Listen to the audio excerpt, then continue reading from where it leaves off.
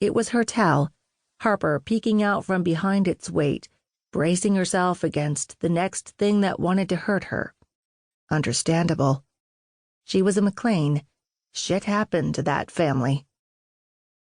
He stepped up to the curb and then approached the fence's gate, stopping at its edge.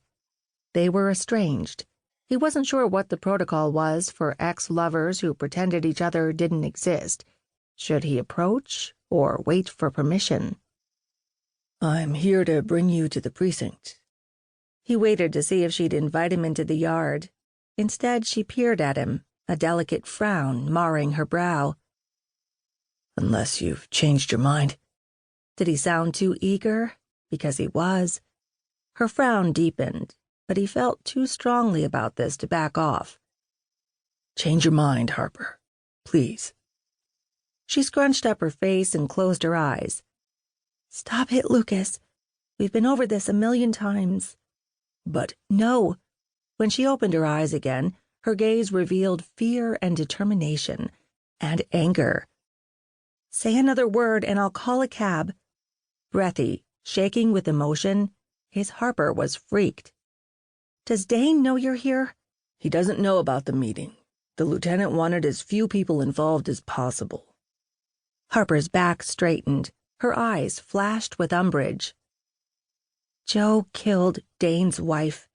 I'd think Dane deserves a heads up at least. He got you the evidence you needed to bring down the extortion ring." "Your brother is technically the perp's victim." No one, least of all Harper's brother, Dane, wanted to give Detective Joseph Folsom grounds to file for a mistrial. "He's going to be pissed, but he'll understand." Folsom had promised a verifiable list of MPD police officers and officials who colluded with an extortion ring. Once Lucas had that in hand, the feds would take over. Seemed too easy, a big fat bow on an otherwise messy case. He suspected Harper would agree. It would explain why her thick-lashed green eyes were shuttered, attempting to hide her fear. But there were things she couldn't hide. Beneath her freckles, she was too pale. Her fine-boned fingers trembled as they nudged a curl off her high cheekbone. Delicate and small, at 5 feet 4 inches, she'd nonetheless always seemed larger than life. Now, not so much. She seemed afraid, and the combustible, bubbly personality he'd known had worn away, leaving her wounded, delicate. He wanted to fold her into his arms and tell her everything would be okay, but those days were gone. She'd moved on. He wished he could.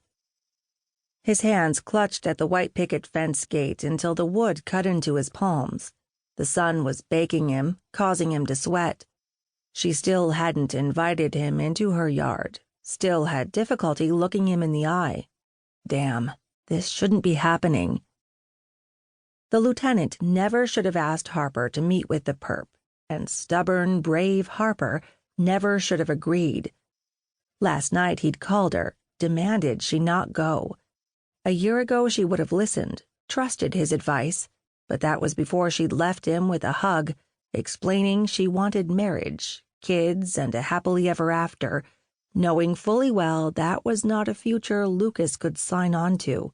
Harper might as well have asked for Tirnanog, because happily ever after with a cop was a mythical future, and being a cop was who he was.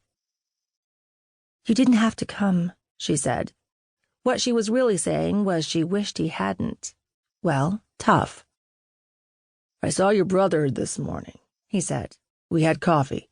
He said your car was in the shop. I knew you'd need a ride." "I was just about to call a cab." "Now you don't have to."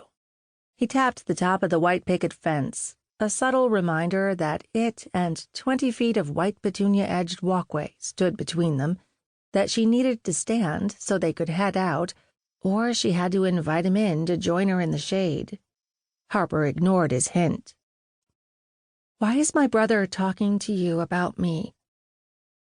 "Like I said, we had coffee. He knows we were living together back in Boston. It would have been weird if I didn't ask how you were doing." Lucas saw her hackles rise and knew this was a battle he couldn't win, so he changed the subject. "Be happy."